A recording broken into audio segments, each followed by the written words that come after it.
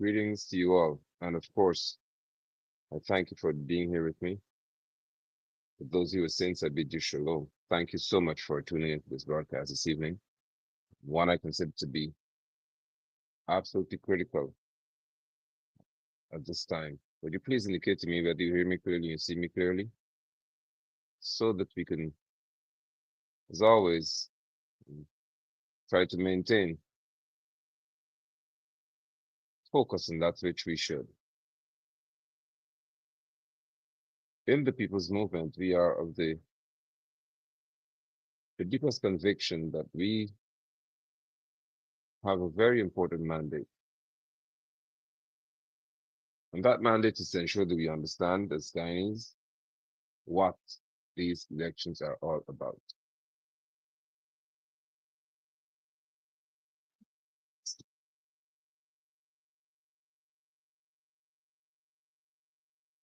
This feedback from Facebook that it's clear. I'm trying to monitor our conversations here while we're speaking. Welcome, welcome, welcome.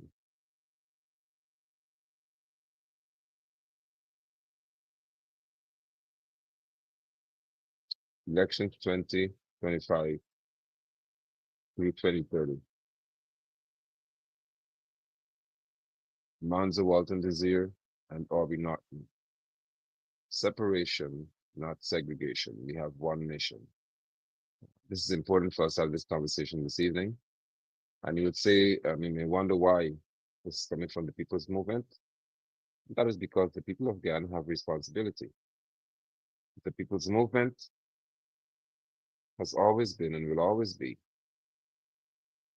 an entity, a movement that is not necessarily confined to its registered members, but rather one that is confined to understanding the importance of us working together, regardless of which political group you're from. You can remember that at the beginning of this movement, at the birth of it, we were saying that consistently, that this is about the people of Guyana moving Guyana forward. It didn't matter which political group you were from.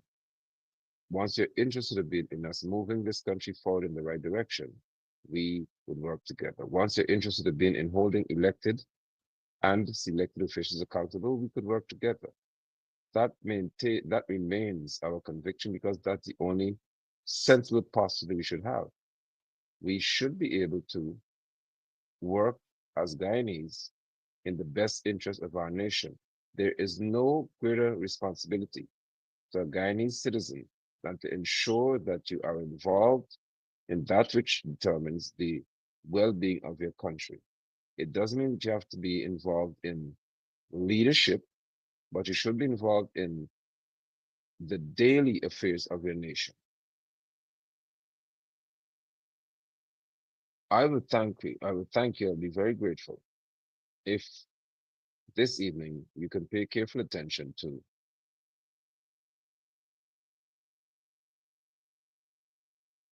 very careful attention to what is at stake and what is in store. It is no secret that upon the announcement of Member of Parliament, I should say it may be former by now because she resigned, Amanda Walton Desir, upon her resignation, you there would be a firestorm. There would be this possible uproar, applause. There'd be applauding on one side, and there would be vitriol or bad words spewed from the other side or different circles. And this is expected because that's how some people have been cultured to behave, as though you have to try to discredit somebody else in order to have an opportunity to stand.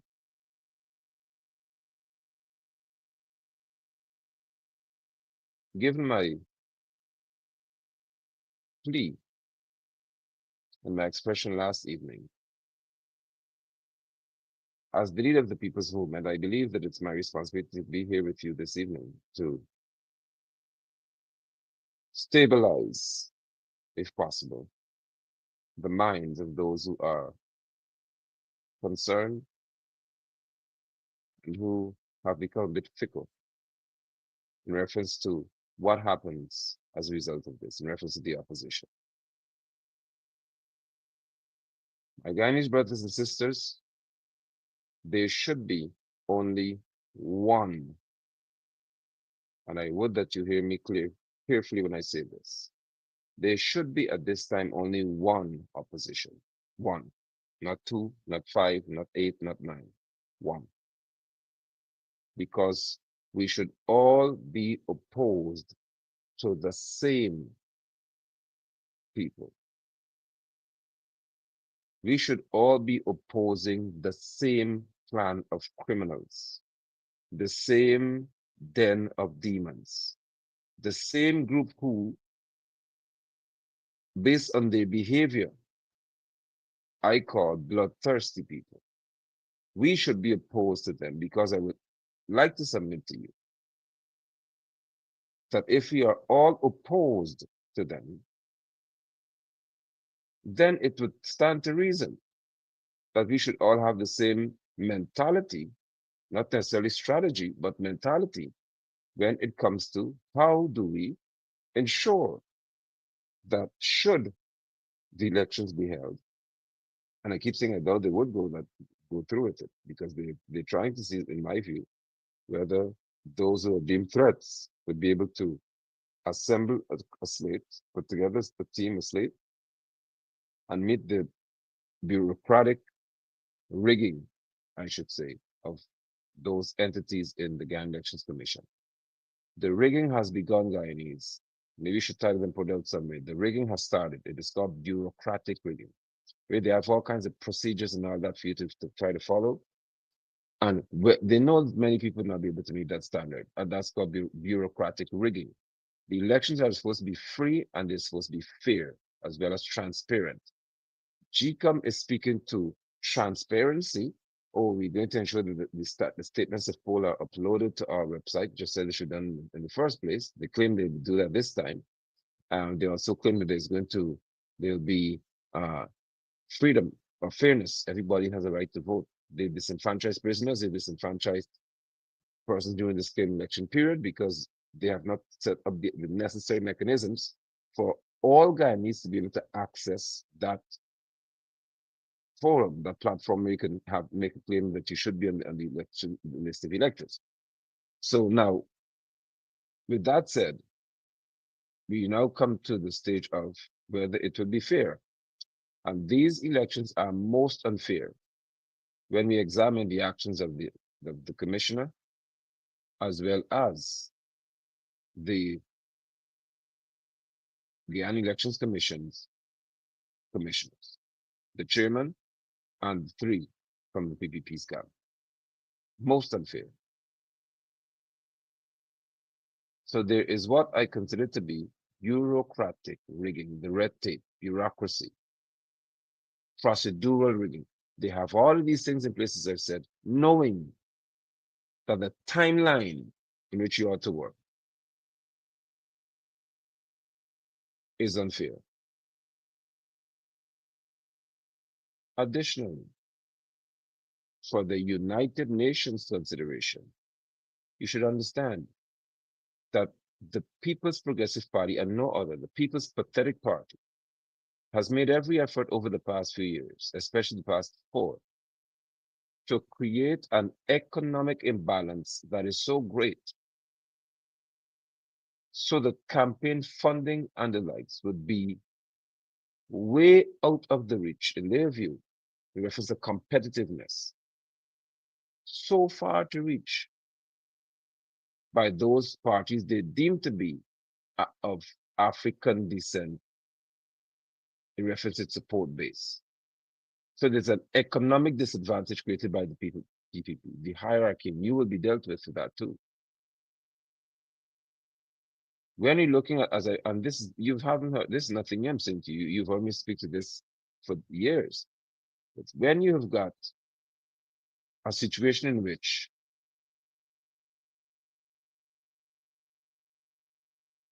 Barrett Jalbio, Irfan Ali, Anil Mandlal cannot name five, four, three, two, or even one African descendant in this country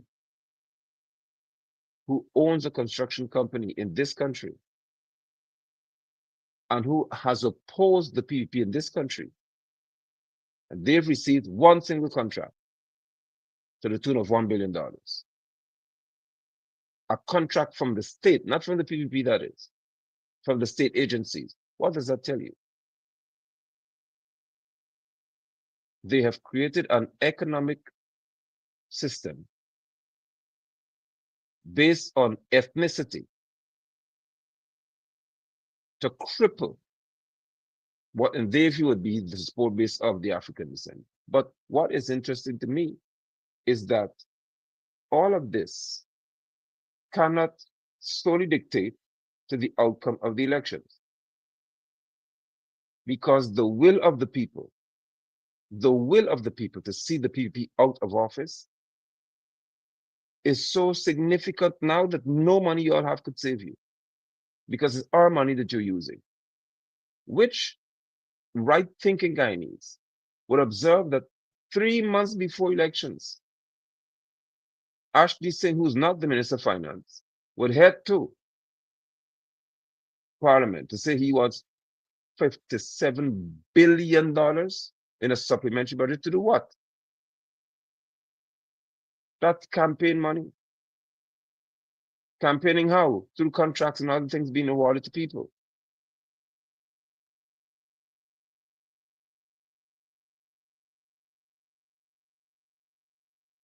But we're here to speak to Amanza Walton Desir, her departure from the People's National Congress. And there's been, and already there is somebody in the broadcast, they're confused, they're troubled. Do not be troubled, because I want to present to you, hopefully, a healthy scenario. If Amanza Desir, Walton Desir, and Aubrey Compton Norton cannot function in the same space that's called the PNC, the better thing for them to do is to be separated. I have to take my time with this tonight. If you cannot function in the same space called the PNC, the better thing to do is to be separated. Now, once you are separated, it doesn't mean that there will be segregation. You can have separation without there being segregation. In other words, somebody shut out completely from anything.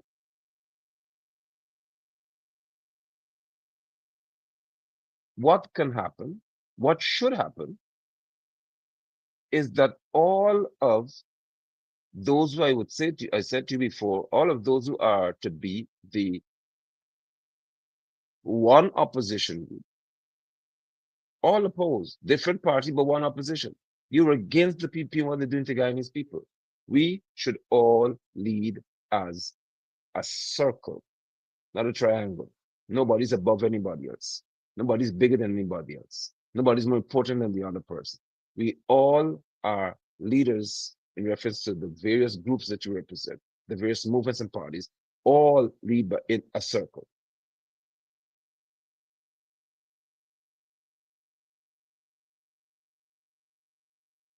The worst thing to do is to lose hope. Do not lose hope. And do not think that the only way to function is in a manner that has always been known.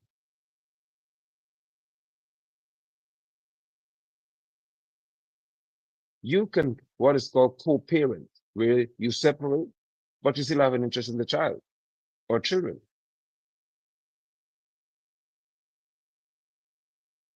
This is not the end. It could be the dawn of a healthier beginning. So if Aubrey, Amanza, all others were to be together, maybe somebody defect for the people wherever you come from, and you at the same table, Guyanese, the biggest issue that we face in our nation today is determining, apparently among certain people's groups, who would be the president. And that should be the least of your concern. Because I submit to you that if you have this one huge, grand coalition, the president would be the people through their representation. Now, let's go take our time with this. Because if you have got a circular, a round table approach to leadership in this country, then everything will be done by what's called consensus or a democratic process. So all leaders who represent various entities, various movements, various parties will be having a say at the table. Therefore, it doesn't matter who is the president, that person would not have the ability to function on his or her own or do whatever you want to do because you'll be surrounded by people who do not have a party interest. So it would not be the PNC alone. It would not be the People's Movement alone. It would not be VPAC alone. It would not be ANOG, if possible, or whoever it is, or now Forward Guyana alone. It would be a team of leaders, even WIN. It would be all of the leaders who love this country saying to each other at the table that it doesn't matter. That's the first option. It doesn't matter who is called president or who's called prime minister. We are here to ensure that Guyana is governed properly. So you could be functioning as the president, but the people would be leading the country through their leadership. That's what that was intended in the first place. That's what is supposed to happen in our country in the first place, because the country is led, our country is governed through what is called representation, not domination, not intimidation. Our country is supposed to be governed through representation, where people are represented in the House of Assembly, meaning that the people choose who they should be choosing, who they want to be there, and those people will tell their members of parliament, this is what we want.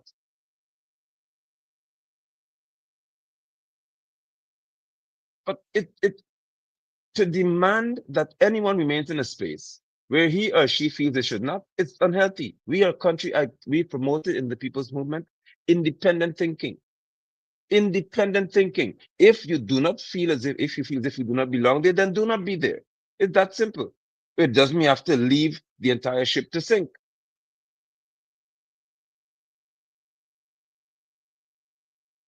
There has to be an ending to this attitude that states that if somebody walks away from the party, you love the person as your enemy. It has to stop. It should not be what we have before us now, because we should never be distracted. Never be distracted. We must understand that what we stand to lose, which would be our lives. I said to you before, I've said to you that the lives of people in Region 10, the lives of Region 10 residents, oh, that's why we may be so passionate, because we see blood on the streets very often. We see policemen come with AK-47s, weapons used in military, in warfare. They come to us with them, pulling the trigger, ready to kill us in the streets. So we understand that what's at stake here is too significant for us to focus on whether a man is in the PNC or Norton's a PNC or whoever. No. What we're focusing on is that there has to be one mission. This one mission is, how do we remove these criminals? Secondly, how do we hold them accountable when we remove them? They must be brought to justice. these prime state lands, like along the Heroes Highway, as they call it, the prime ones, where one or two people have got so many swaths of land, much investment. How did you acquire 5 and 6, 7, 8 huge plots of land to do business? And an ordinary Guyanese can't get it. It will be taken from you. That's the one mission that we have. I would be delighted to know, as a Guyanese, but more so as the one who was elected to serve as the leader of the people's movement, I would be delighted, and all of them, of those who are part of the people's movement, we should be delighted to see a Guyana, a new Guyana, great and free indeed, so great that she can have a Manza Walton leaving the PNC, Aubrey Norton being the leader of the PNC, but then everybody sits at the same table in a meeting. And we say, like mature individuals, let the people decide, but we have to lead this country together. There would be, or there are 65 names that should be on a list. 65, because there's 65 seats in the House Assembly. So there should be 65 names. Tonight is dangerous waters for some of you. There should be 65 names because there's 65 members of parliament. So you have to submit 65 names. There are, okay, let's say there are 10 political parties, as they call them, movements, thus far, because others may be hopping in. But even if there are 15 parties contesting the elections, there's 65 seats. Should we observe, or you observe, the quality of leadership of these parties? Because not everybody has to be there. But should there be leaders? Number one, who is the leader must be considered one who is capable of functioning in the House of Assembly. And that's easy to determine. Secondly, one who has got the integrity to function in the House of Assembly. That's easy to determine. One who has got the popularity. Right. Who do the people want? That's important. The charisma, it's called. That's critical. One who has got potentially the influence over the society.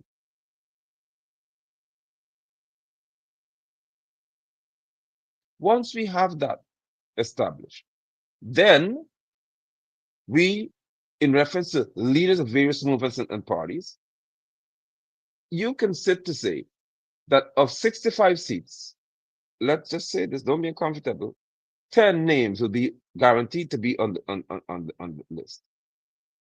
It's that simple. So every party has have at least their leader on that list. That's the first part. You still have 55 other names to find. Of that 55, in the next few days, you can have people determining who they would like to see there. It's not that difficult. I say to you again that in the people's movement, we believe in democracy before election day. Don't wait until the 1st of September to talk about democracy. Democracy should start from now. People should have the right to govern, even who goes onto a list.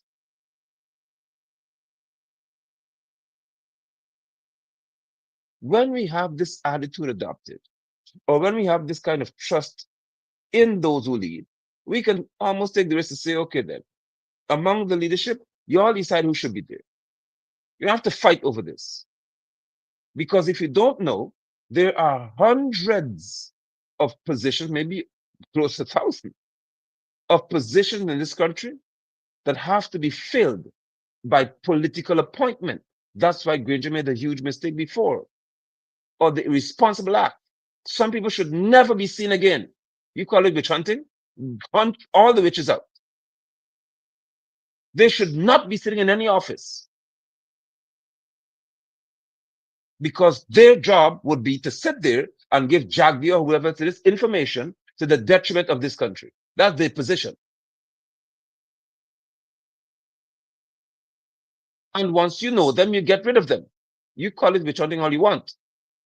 We want to hunt for the witches who got contracts to build what they couldn't build.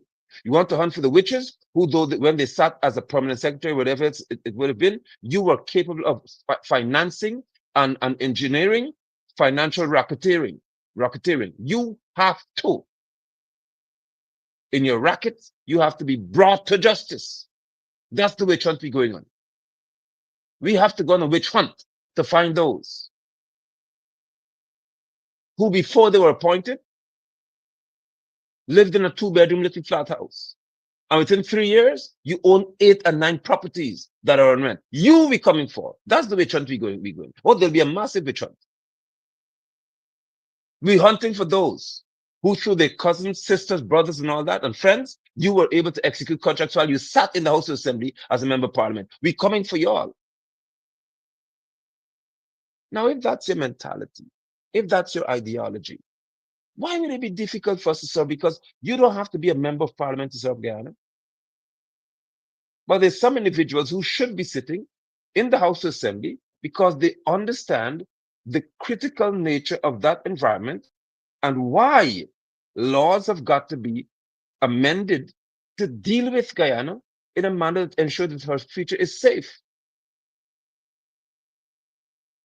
Those you sat back and folded your arms while you're on the Natural Resource Fund board or whatever you call it, committee, and you saw these people playing games with us and our oil wealth, our patrimony, what should have been restored or in place for our future generations, you will be coming for.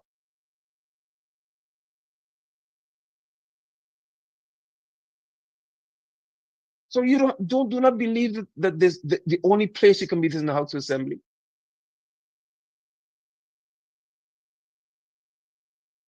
There are state positions that have to be filled. There are ambassadors that have to be appointed. Y'all don't forget these things, please. Because the PP has the worst international relations policies, the worst diplomatic arrangements they have in place, the worst of all. Rum shop and backyard, pig pen, pig's hog style diplomacy. That's how they function. That's how they use. That's what they use. So there are many positions that will be filled. Look at how easy it is for you to have certain strategic positions filled by those whose minds are all about the betterment of Guyana, the development of a different culture, the birthing of a different Guyana.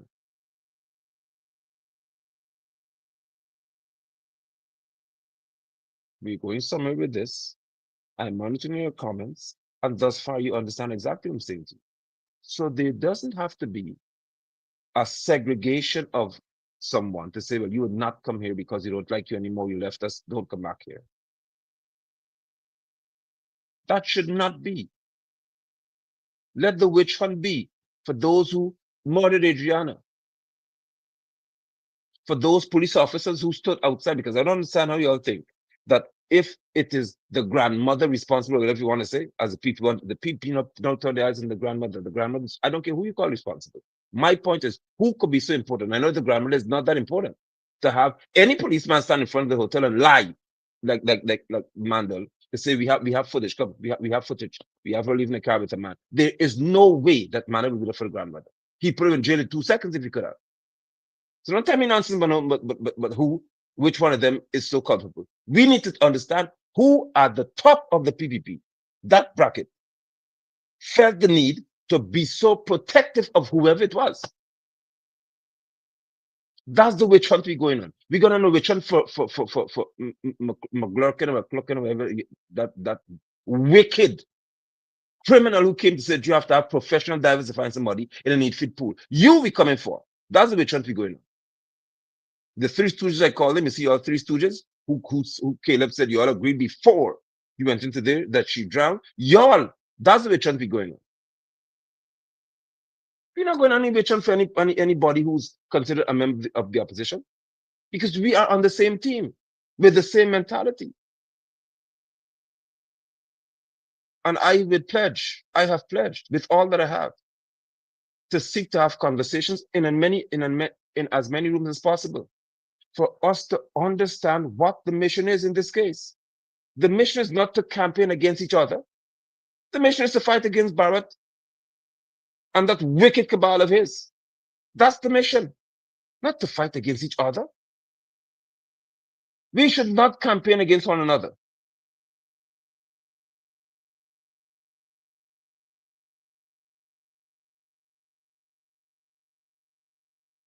We have one mission.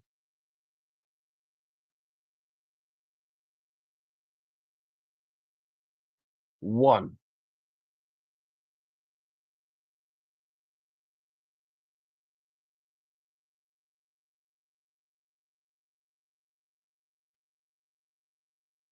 Just one.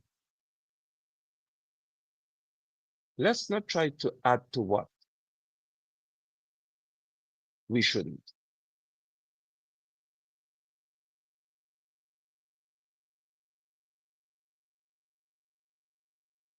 The elections of this year, should there be one, as I said, the strategy could be employed if people wants to play they're crazy, where the commission just resign,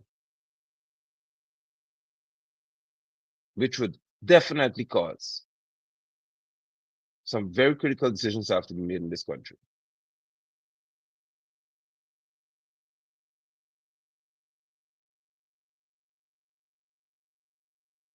We only have one mission. What makes this so complicated? We only have one mission.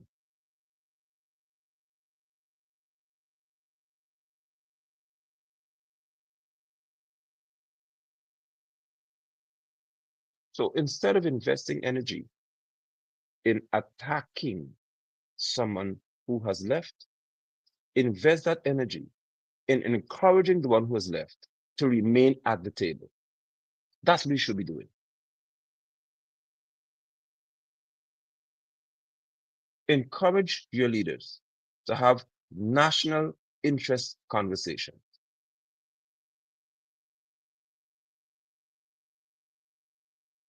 The challenge remains, who loves Guyana? How much do you love this country? Do you love her enough to put your personal childhood dreams aside to ensure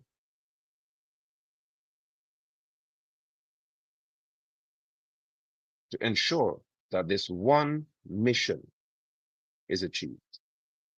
I can assure you that when you do what I've said, what he is suggesting, there could likely be 40 seats or more won by one grand coalition. I promise you that. There can be more than a two-third, a landslide victory over the PPP. When you do that, you don't have to depend on them to determine the laws that should be corrected, amended, so these people will never have a chance to come back to the House Assembly to do what they did to us. We will remove the dictatorial nature of the presidency in this country. This executive power will be gone.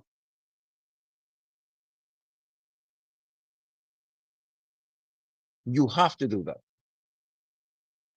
The corruption at GCOM would be gone because I call it constitutional corruption. Done with.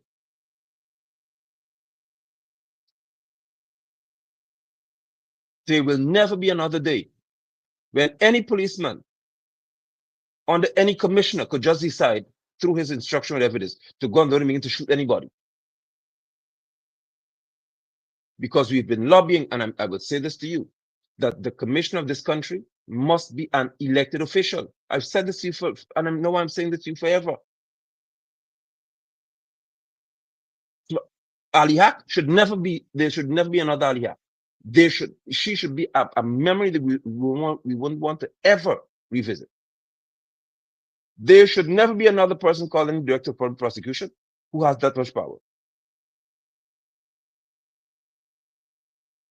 you are elected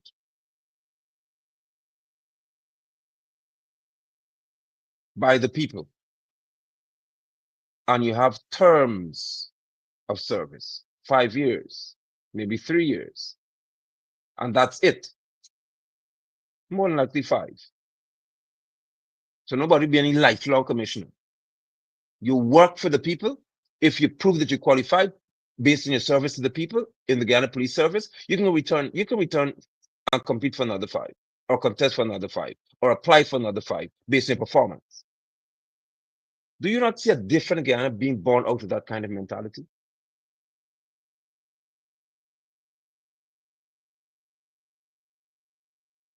Why must I confine myself to thinking that the only structure of politics would be PNC or PPP?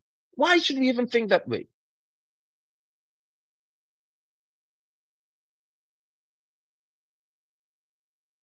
Why can we not have a different Guyana?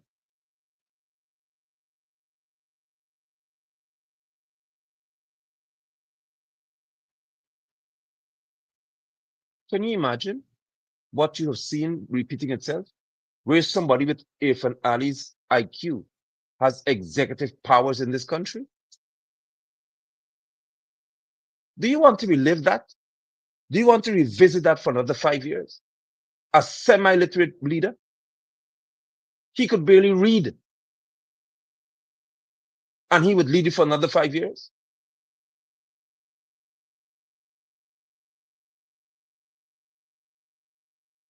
Do you want to experience another situation where this man has the nerve to go and sit before camera to tell you that 3 pathologists told him that nobody put your child in the pool without even going to the site to do a visit?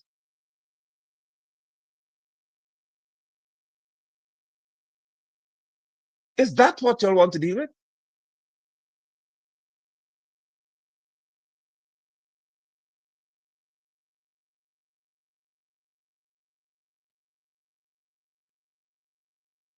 Do you want to deal with a situation whereby the person who interviews the leader of the PPP, Irfan Ali is not the leader of the PPP, Barajagio is, the leader who's called the general secretary, do you want to be in a position where the person, the sole interviewer of him, could call one who's called the Minister of Education an effing jackass? You honestly want to tell me that you could take the risk of having critic back here in Jagio's bosom? And our pump station isn't even started yet. Phase 1 isn't even completed. $800+ million. Do you want to take that risk because you didn't get your way? You didn't have your way?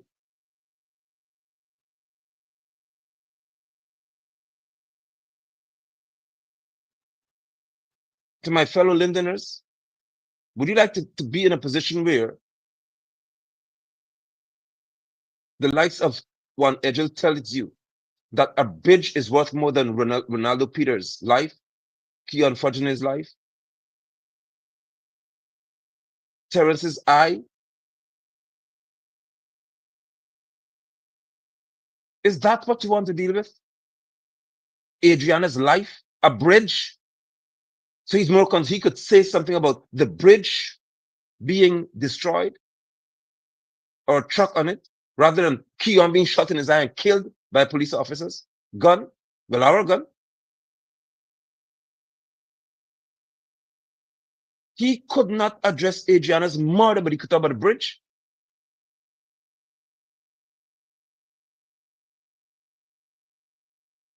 We do not want that.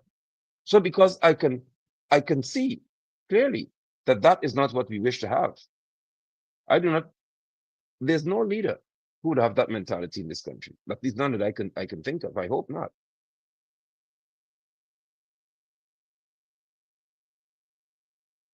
Therefore, the responsible action to be taken. The responsible action to be taken would be for us to coalesce, work together. Now, can you imagine? Okay, let's just say based on what you observe, Asadin Mohammed has got region 1, based on optics, region 7, 8, 9. You observe that in the indigenous people's community, he's got significant following. You can observe that. Let's just say based on observation, not electoral results. And he decides that I'm prepared to come to the table to present potentially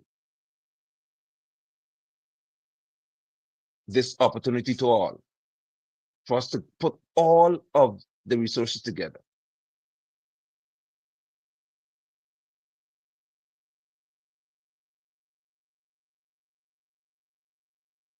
If we adopt this approach, and I'm just saying possibilities here, just expressing them.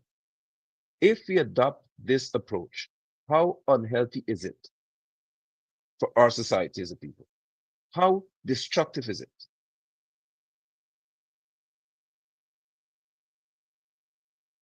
And since we're here, I plan to do a separate broadcast on this. I may likely do so, but let me speak to this situation regarding the USA and Nazarene Mohammed. I know, and you know, that the ambassador to this nation knows that Azadin Mohammed has intended to contest in the elections of 2025 to 2030, the general regional election. She knows it. They know it. I would like to think that your advice should be, if there is any significant implication, it may be responsible to say, listen, based on what we observe, we would discourage this individual from contesting in this election because of what can happen. That would be a healthy thing to do. But it doesn't make any sense to have people just rattling off all the possibilities without having from what is called the horse's mouth. Because you did speak to Odessa Prime Minister situation and say, no. Based on your knowledge, nobody will be sanctioned for association with anybody else. That's what you said. So how could it not be the same advice being given, or the media could approach the U.S. ambassador to say, we see this happening in our country. We should have some conversations because we need guidance. Because the reality is that come the 1st of September, the electorate chooses who they want. Leaders don't choose who they want. Those who go to vote choose who you want. And based on if it's fair, you are capable of having individuals who would be narcissistic and be who don't want to be there. Because it is not all of the people who will determine the outcome. The majority determines the outcome.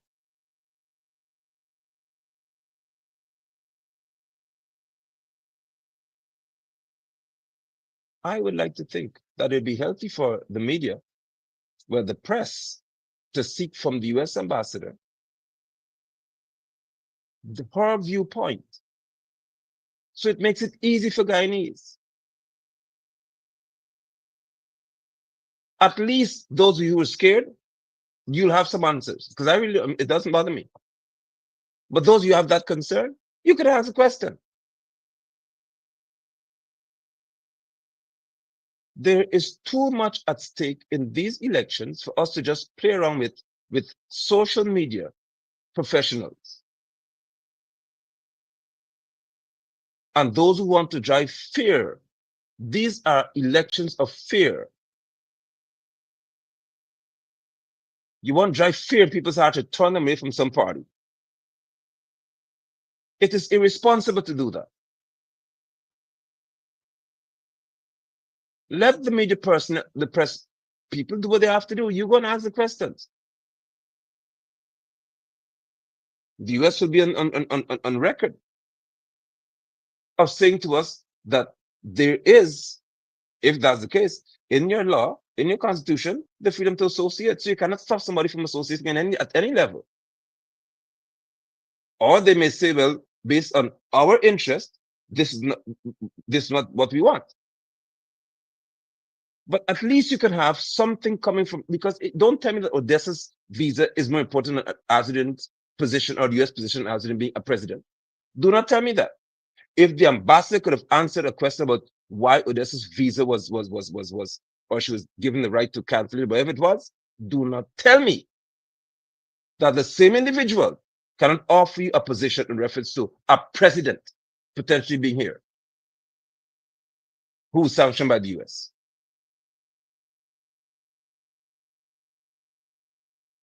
All Guyanese must play a part in ensuring that the clouds that hang over these elections blow away. And we can see clearly what lies ahead in reference to our country's future. We decide, we choose, but to get the quality that you need in reference to leadership, let's have certain answers and concerns addressed.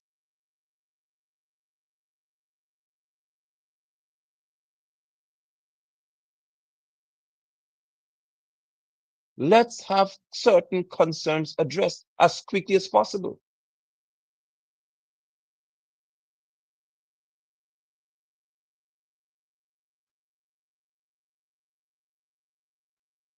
What is there to be gained from seeking to drive fear in people's heart and seeking to use fear to drive people away from the poll?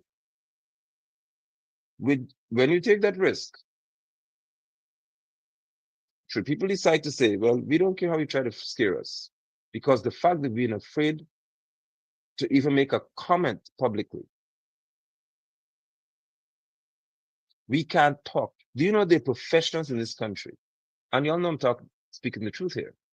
There are influential people in this nation in reference to the intelligence who can't even open their mouth because they're afraid that somebody will victimize them. That's a new word. For 5 years, I've been hearing this word, victimization. People tell you, the first 5-year period, tell the truth, where you've seen individuals tell you, I have something to tell you, but please don't mention my name. Come and tell the truth here tonight. Tell the truth here tonight. Under this pathetic regime, you're being told that, please, I have something to tell you, but don't tell anybody who I am. Because you are afraid of repercussions. You're afraid of being victimized. Those, you know the big word, you'll use it. You use that big word, that term. I don't want to be victimized. So if for 5 years you could not freely express yourself, which is a violation of a constitutional right, why would you want to take the risk of saying that you're afraid to, in this period, step forward and redeem your country from the hand of a criminal clan, a band of miscreants? Why are you so afraid? Which is why the posture that the people's movement has taken is that we intend to do whatever it takes within the boundaries and the confines of law to ensure that Guyana is redeemed from the hand of those who have destroyed her.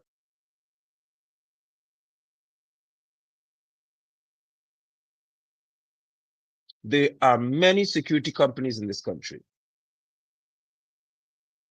that refuse to pay their employees. And I posted about that.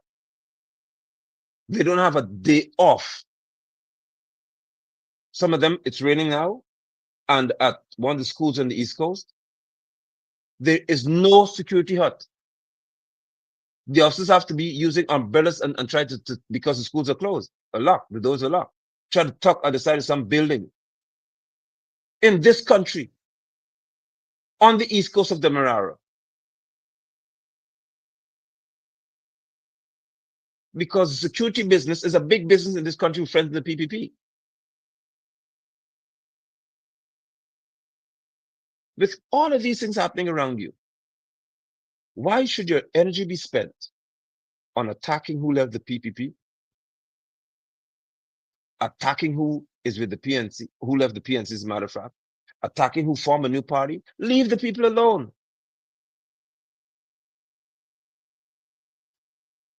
I implore you to utilize your energies to request of them that they function together at the same table, not at an apex posture, not in an apex posture, but that of a circle. We all sit there, we all do what's best for our country, and hopefully we all have the result we desire.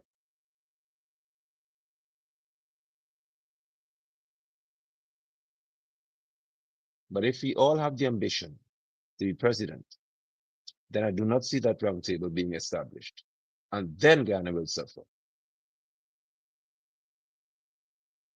And then Guyana shall suffer. We can take the risk of coalescing now, working together now, and you may not have a chance to be president now, but at least you got rid of the PPP now. Then come elections 2030, oh, we can surely have, if in your mind, a run for the presidency. Why? Because you'll be able to amend the constitution where you never have to go through this nonsense again, where to have one seat, one single seat in the House Assembly. That individual must contest in 6 regions and 13 geographical constituencies. That is insanity. So come 2030, if we all do the same thing, the right thing, then by then I can say, okay, then the people want me to be president. The people say want you to be president. Then you're going to campaign as a president. One person. We could do that like they do in the USA. But we can't have that.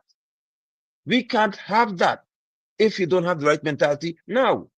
How do we have constitutional amendment, constitutional reform without there being the unity to get rid of those who use the constitution against us? This nonsensical garbage called cybercrime or cyberbullying act has to go immediately. It's a weapon against those who are against the government.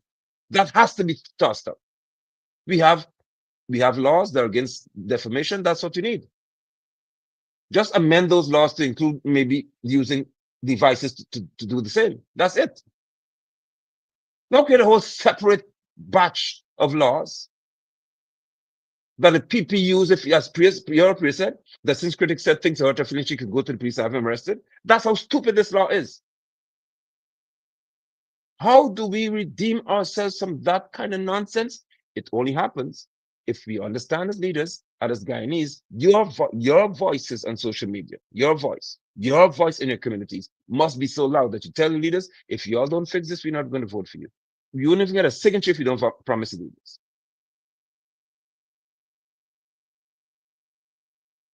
We matter. The people of this country matter. All of us in Guyana matter. So we have to do that which is right by all of us. Get rid of the PPP. Don't argue about who's going to be president, who won't be president, who wants 50%, 20%, 35%, 10%. Stop it. Get rid of the PPP. That is the ultimate mission. No other mission. I would that by tomorrow, some other leader arises with the same speech, and that by the afternoon, some part of tomorrow, another leader and another leader. And so by Friday, you can see that there is potentially a meeting to be held at some neutral venue. And at that meeting, there are 10, 12, 13, whatever it is, leaders of various political movements and groups at a table having a conversation. How healthy would that not appear to you all? Would it not be a good thing to have the conversation? We try to make it happen. You make every effort for that to happen because it's healthy for Guyana. Do well, do well until we meet again. Bye.